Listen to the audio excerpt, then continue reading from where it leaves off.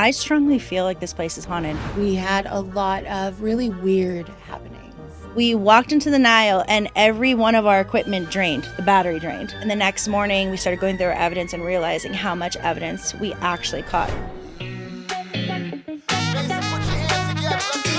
Hey y'all, welcome back to City Limitless, where we explore Mesa and beyond its city boundaries. I'm your host, Ashley, and in honor and celebration of Halloween this year, we have the East Valley Paranormal ladies, Heather and Michelle, and they're here to tell us all things paranormal, ghost hunting, or what they like to call their ghosties, and more. Welcome, ladies. Hello. Thank you for having us. We are so excited. So I just want to get right into this. How did you guys meet, and how did you end up doing what you do? Do you want to start? Or you? Sure. We met as neighbors. We moved into a brand new complex. We were the first people to live in either of our apartments, and we began doing events in the gallery. We started working together on those. Heather's a choreographer, and I would acquire and get the art hung up on the walls and stuff. And during those events, we had a lot of really weird happenings. Doors slamming open, lights, automatic lights that are on a motion activated thing in a closet, turning on and off of their own accord, phantom smells, horrible things. And then I would, of course, get lots of impressions from the people who had passed on that location. And it was crazy, brand new building. Wow. Yeah, we were experiencing so much and we didn't quite know each other yet. Uh-huh. And one night I was like, she said, I'm a psychic intuitive and, I do medium work. And I was like, wait, I need to talk to you about this because I strongly feel like this place is haunted. She's like, me too. And I'm like, I'm feeling this. And she's like, me too. And so one night we asked, we didn't ask, we stayed and we decided we were going to investigate and start putting recorders in closets and recording. And that first night we were hooked and we kept doing it. And then next thing you know, people found out we were doing it. And they were like, well, can you come check my space out? Our space is haunted. And then it just kind of grew from there. And then we're like, you know what? Let's do this for realsies. And East Valley Paranormal was born. Yeah. Now, before we jump super deep in, you ladies brought some equipment. Can you tell our audience how this is going to work? If it works, if we have anybody else with us, Sure. And what they can expect from those pieces of equipment. So this here is a REM pod. Now, we don't have it on because it makes a lot of noise and that would be detrimental to the production. But we do have what we lovingly refer to as ghost balls. These are really just cat toys, very inexpensively purchased. And what these will do... What these will do is react to any vibrational change in the air. Now, this guy here, if he goes off or if he goes on, this is an EMF detector. So this detects electromagnetic frequencies that are outside of whatever the normal range is right now.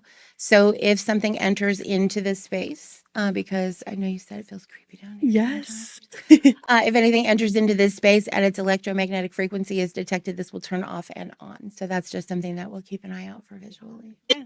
All right. Well, let's get into it. I've done a lot of research on you ladies. I've watched a lot of your YouTube videos. We want to talk all things haunted Mesa. And I want to start with downtown Mesa. Can you guys tell me about maybe one of your favorite spots that you guys have gone in and found things in downtown Mesa or unexpected things that you guys have experienced? But let's start in the downtown area first. Okay. All right. You want me to start? Yes, please. Okay, so we decided that we really wanted to investigate the Nile Theater. And the Nile Theater is iconic, and it's going to be 100 years old this month. Yay, Nile. And we were talking one day. It was when, COVID tap danced on the scene and everything was shut down.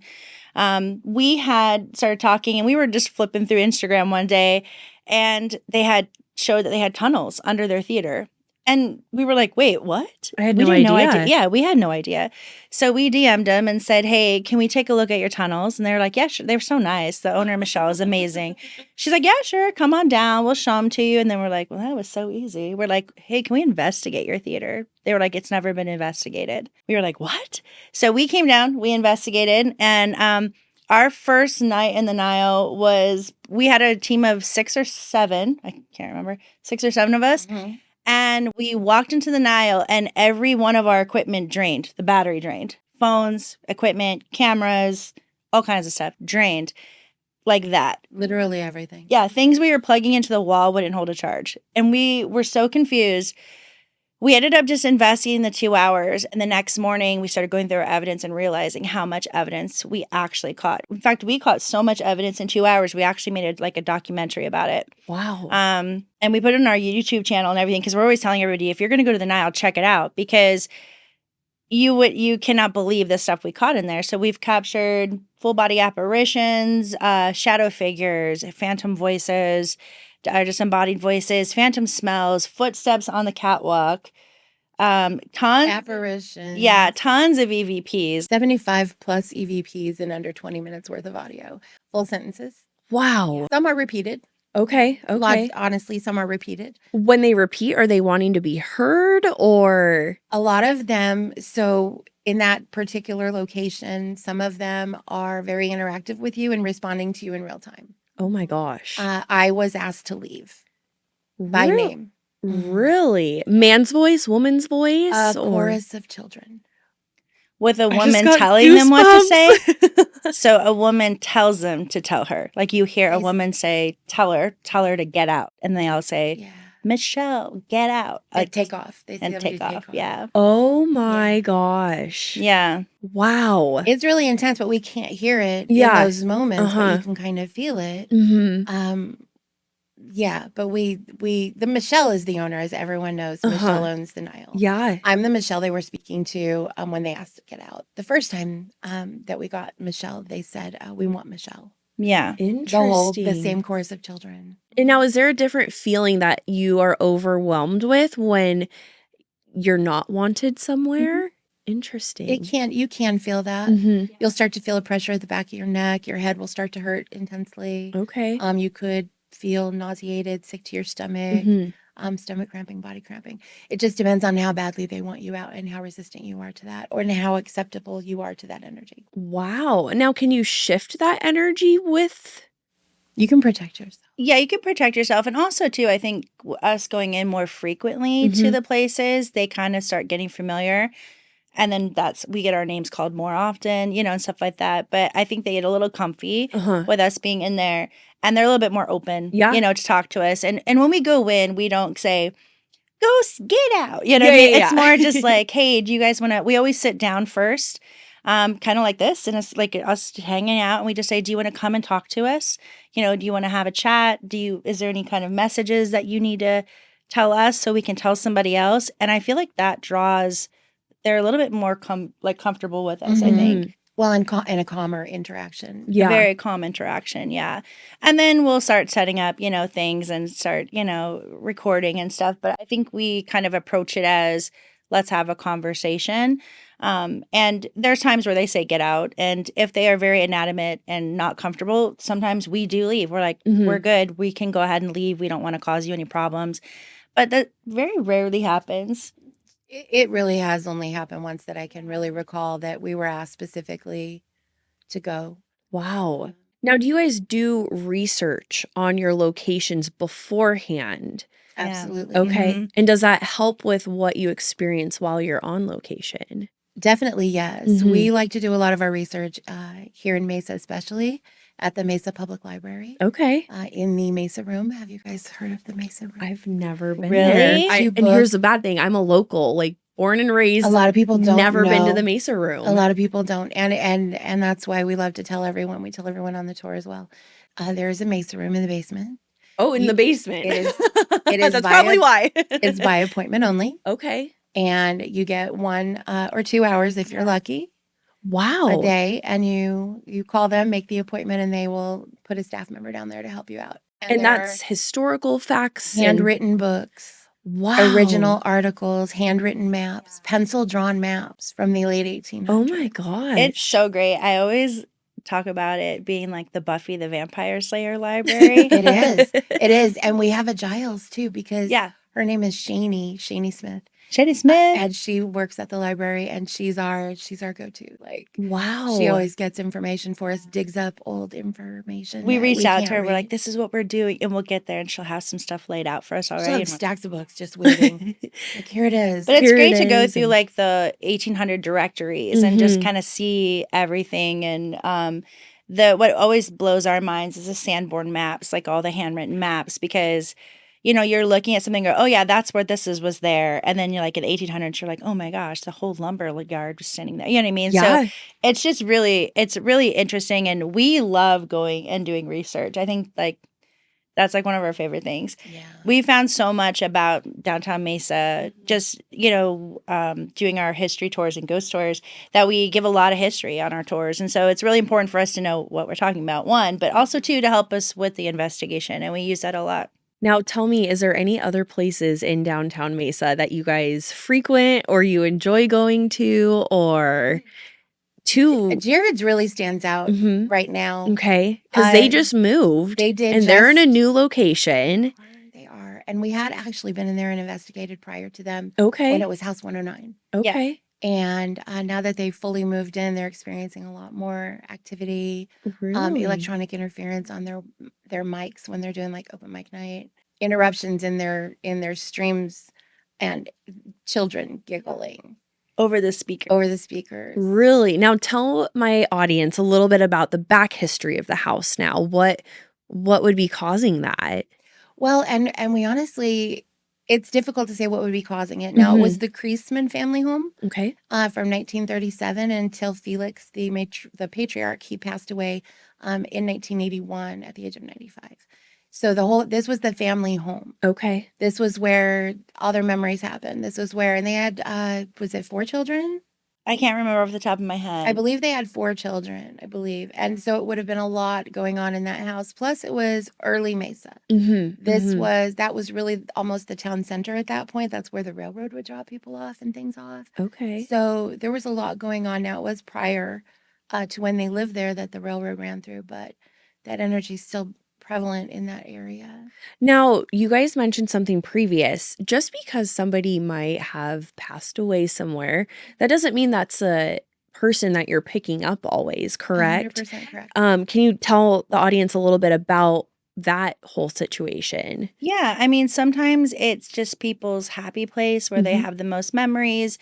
There is such a thing as a intelligent haunt and a residual haunt. Okay. A residual haunt is energy that's recorded. So you always hear the story of the lady in the white descending down the staircase at midnight, and she doesn't talk to anyone, and she just disappears. That's probably a residual. Okay. So basically, if that's something she did every night, that energy is now recorded into that. So if you get up in the morning and you make yourself your coffee, and you take your dog for a walk, and you do that and you have that routine, you're imprinting, your energy is imprinting in that home all the time. You're doing the same thing. Then you have an intelligent haunt, which will talk back and say your name and move things and stuff like that. And we do think that in Jared's, there's a little bit of residual, but there's a lot of intelligent haunt in there. And sometimes it's just, it could be they were at the land, they were on that land before that house was even built. Sometimes they could have wandered in. If they interesting. see something that sparks a memory of happiness for them, or home, or just friendship or love, they could gravitate towards that area. So it's not always a bad thing or like Mhm. an Or a evil traumatic thing. experience. Yeah. Sometimes it's just high levels of emotion Wow. in any different direction. Yeah. Wow. Now tell me, where has a place that you guys have gone and investigated that has surprised you in Mesa? Like, you do your history and your research, but maybe there was something that you weren't expecting that happened, or somebody appeared or came to you guys. Do you have any locations? The VFW, oh my God. The VFW Post, Holy 1760 in downtown Mesa, pretty much hit it out of the ballpark for us. And we're a little obsessed with that place right now, actually. Actually, yeah. Because And every the time people we there. come, yeah, the people there are great, but Mhm. the activity there is pretty wild. And Michelle's seen a full body apparition Mm. almost chasing her up the stairs. Yeah, I could tell that story. Yeah, please do. So we do the tour, and I generally wrap the basement up, put all the candles out and do all that housekeeping. And then I would go up the staircase. And the staircase leads into the bar. So I would take the staircase, and almost every single time I would end up at the top. I could hear boom, boom, boom, boom, boom coming up after me. So I asked very kindly, please don't chase me up the stairs. And I ask this on a regular basis. Please don't chase me up the stairs. I'm cool with it. I'll even turn the light on. Sometimes, most of the time I have the light on, but I'll even turn the light on. I'm like, I'm telling you, don't do it. Uh-huh. And I ended up at the top of the stairs, and I heard it start, and I turned around to say, I said no. And it came out, I said no, because there was a full man at the bottom of the stairs, and he was in like, I'm coming to get you position. And he had this very intent look on his face. And I don't know if it was directed at me because he was like, I'm getting you, or if it was, I'm getting out of here. Oh, Because there is a interesting. tunnel entrance in the basement right adjacent to that staircase. Now, maybe a little naive. What are all the tunnels for? Why would there be tunnels at the They would have Nile? began as in the Nile in particular. It was Mhm. the first air conditioning. Oh, okay. So Okay. there were large ice blocks, probably from the Creasman company, Uh-huh. right? And then they had these big 8-foot fan blades that would blow it up underneath every seat in the auditorium. Wow. So all the seats had little vents, and then would just blow up through this. Interesting. So that was Oh my like the original gosh. air conditioning. So they began as ice tunnels. Mm-hmm. Obviously, in Arizona, they would have been utilized for food storage. Mm-hmm. Anyone who didn't want to be seen above ground. Yeah. Interesting. But they did connect a lot. There are a lot of stories. There are some old tunnel maps that we have not gotten our hands on, but there's a lot to it. And there are people downtown who will tell you that the tunnels never existed and don't exist. But you've been down But there. we've stood in them. Yeah. But we've been in them and seen them. So Yeah. yeah. And it's just, it's just a very interesting connection there as well. Yeah. Yeah. VFW's nutty. The VFW, we left an overnight recorder in for about 8 hours. Okay. We try to do that every once in a while. Well, even in Jared's, we did that. But the VF, we did it for about 8 hours. The jukebox kicked on by itself, and you can hear darts being thrown on a felt dartboard. You know the specific sound, though. Oh yeah, you can hear it. Yeah. Yeah. And they don't have a felt dartboard anymore. They got rid of that in the 1980s, but they're still upstairs in storage. Gotcha. But you could hear people walking around, people talking. Everyone sounded like they were kind of like underwater. It's really weird. Oh, interesting. You could hear music playing besides the jukebox.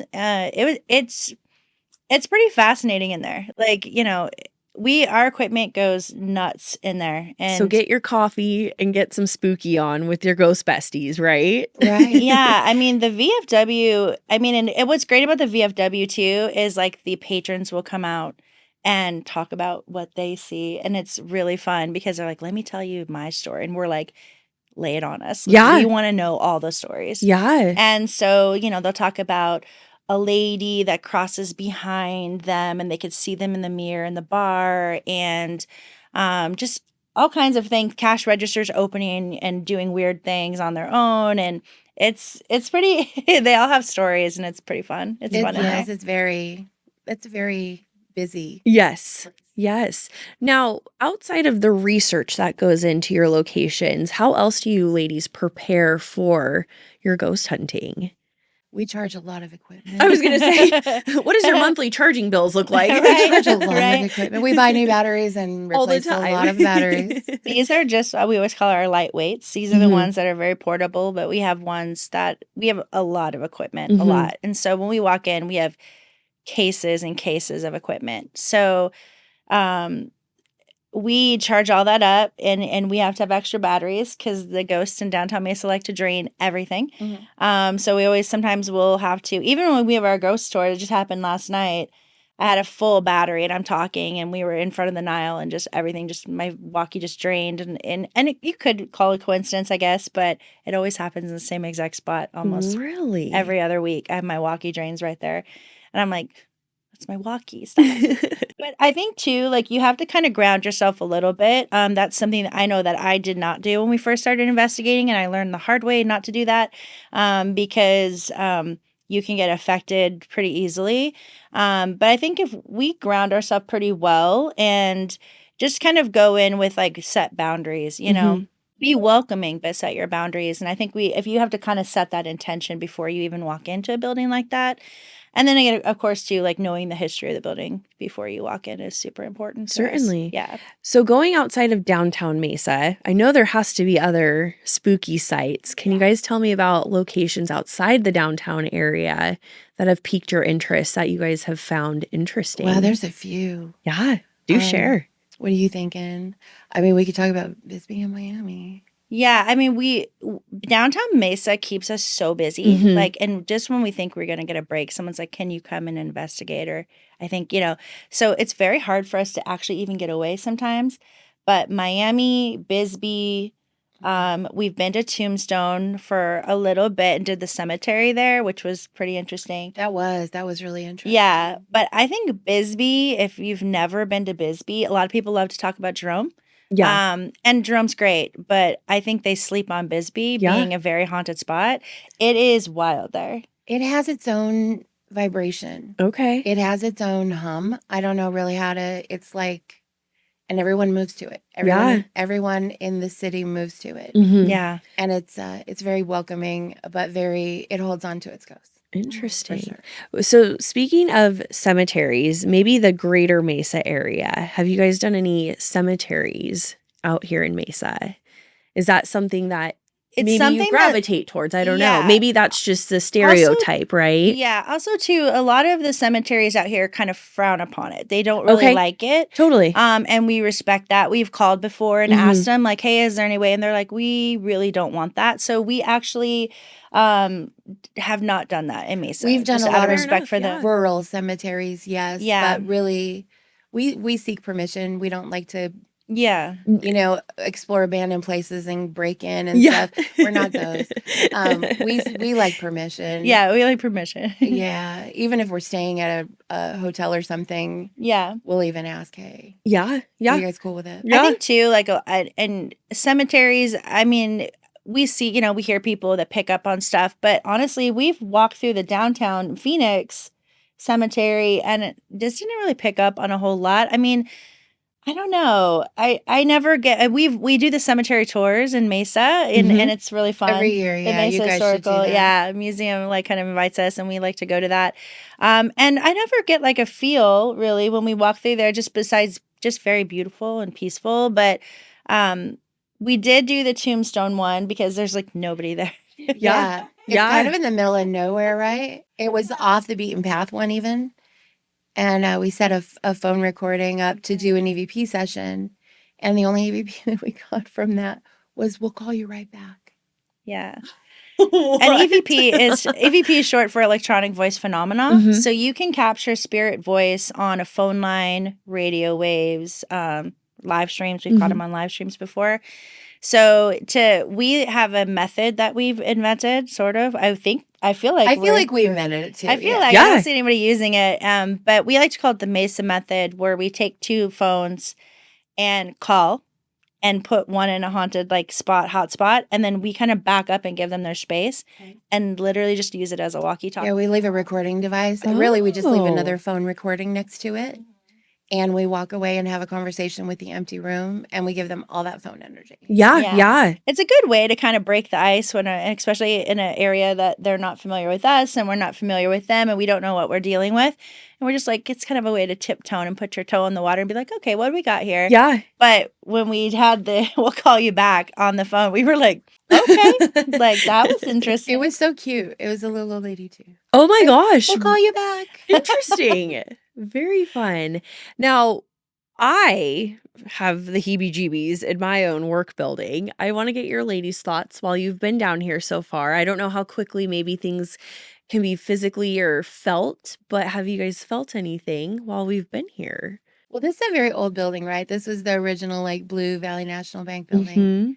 Yeah, and I can't remember when that was built, to be honest with you.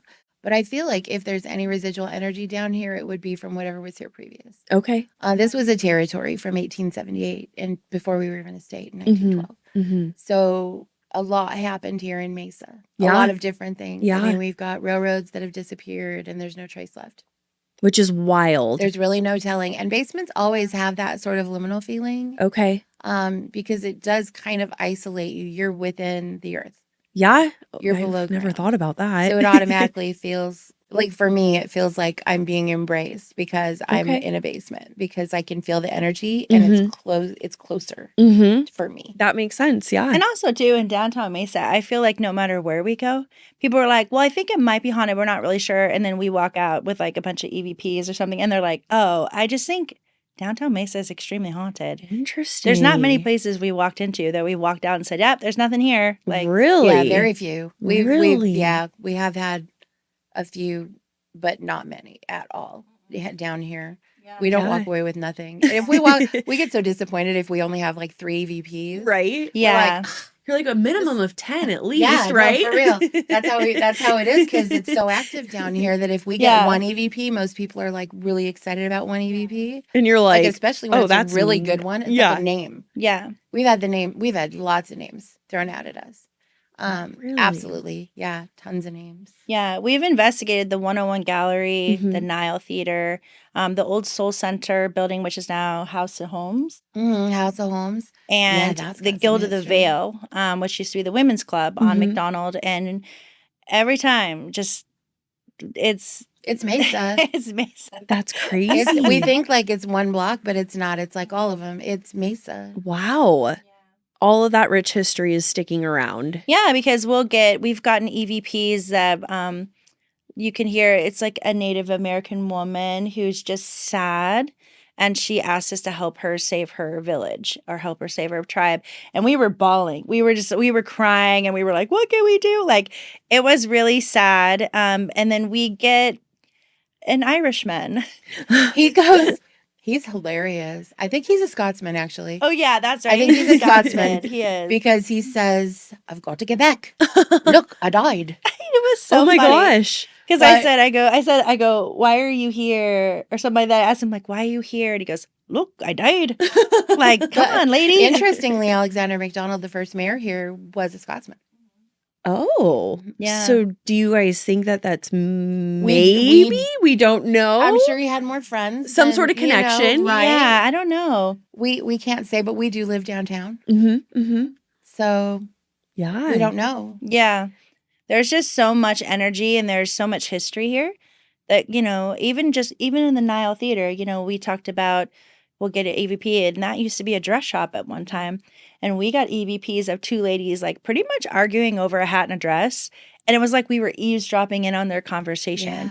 And we were like, She's telling her off. it's on our YouTube channel now, but she says, look, I said you could wear the hat, but Karen, I want that dress back. Oh, the drama. She was so mad. And she was mad. It was too. very like Real Housewives. They're going on there. We were like, oh. Real Housewives of Ghosts of Mesa. Yeah. Dimensional Housewives. There we go. Yeah, there we go.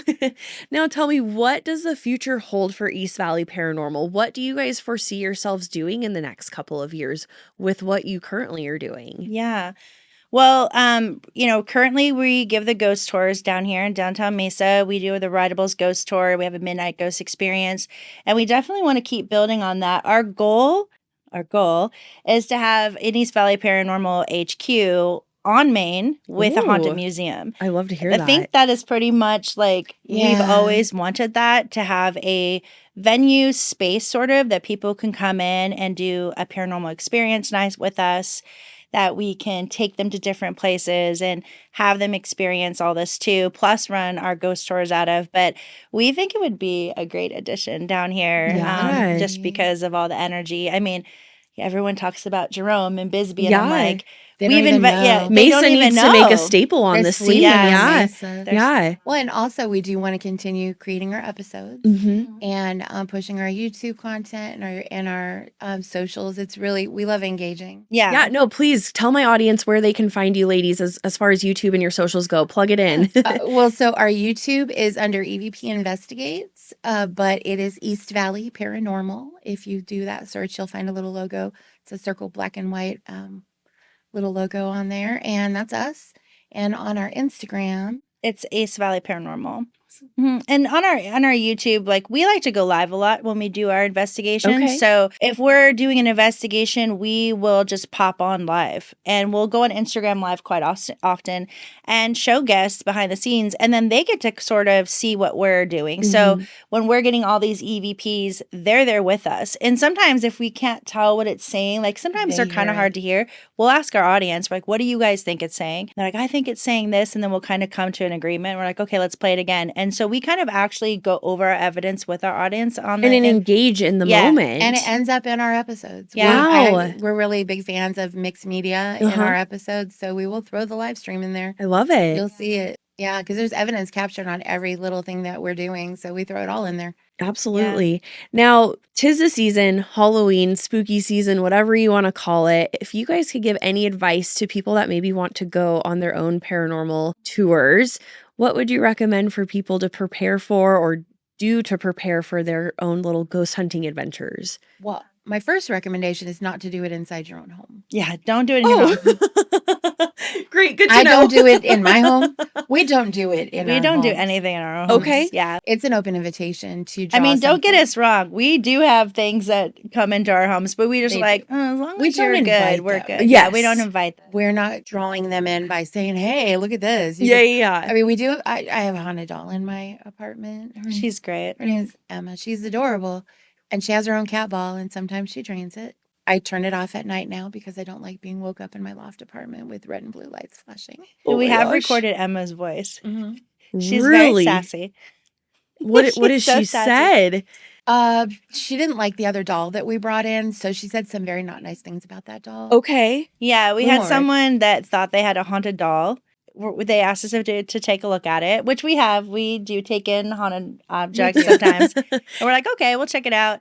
And we put her next to Emma, and the doll wasn't doing much. And we were like, well, and then Emma said, I hate you. We were like, it was awful. She really Emma, was be upset. nice. She didn't like her at all. So we don't bring any other dolls into my apartment. Okay. Emma's the only one. We had one other one, but he liked Heather more. Oh. We gave him to someone now. He was a marionette. Oh my gosh. He was a hand-carved marionette. He had a little attitude. So the floor is open to do anything. Just don't start in your home. Yeah, I mean, and I think too, I think a lot of people, you don't need equipment to investigate. I think a lot of people, I mean, we do it because it's fun. And for what we do in our content, it's visually helpful when, you know, our audience can't be there with us. So it's good for them to see things and be like, okay, but you really don't need it. I mean, honestly, if you just have a recorder or just use your phone. Yeah. The biggest thing I always feel is we feel recording on the phone is always key. Okay. Like, top-notch recording. Yeah. Guys. Absolutely, yeah. I mean, we even tell people that come on our ghost tour when they go into a basement, we take everyone down into the VFW basement on our ghost tour. And I always tell them, take video, take photo, and they will come out with voices on. They're like, oh my gosh. They're like, this is so crazy. And we're like, we told you. Yeah. Like, it's going to be there. I love it. So, very interactive. yeah. Well, ladies, I want to thank you both so much for coming in today, setting up. I don't think we got anything. We did but not. I don't Which is know a if good maybe thing, it's right? a time thing. Yeah, I'm happy If about that it. turns off right now, I'm actually going to be a little grateful. I would cry. No, I think you're safe But down here. I appreciate it. We're so excited for what you guys are doing, kind of bringing to life downtown Mesa. Do I dare say it like that? It will In a no different pun aspect? intended, No but- pun yeah. intended, But yeah, there's a lot to be seen Yeah. and done and heard in downtown Mesa. yeah. And if the paranormal brings you down and lets you enjoy the rest of it, we're down with that. Yeah, We're good. absolutely. Yeah, we're Masons. We love it. I love Yeah, it. we do. Well, again, thank you so much, ladies. Thank Happy you. Halloween. Yes. And hopefully we get to see you guys soon and hear more about all the adventures and hear what else is happening in downtown and around Mesa. Heck yeah. Absolutely. Keep it spooky, you guys. Awesome. Thanks, guys. Thank you so much. Thanks. All right, guys, that's a wrap. Like I said, happy Halloween. Enjoy. And we hope to see you guys next week. And don't forget to check us out on all socials. Like, comment, and subscribe. And we'll see you later. Bye. I need somewhere to escape to.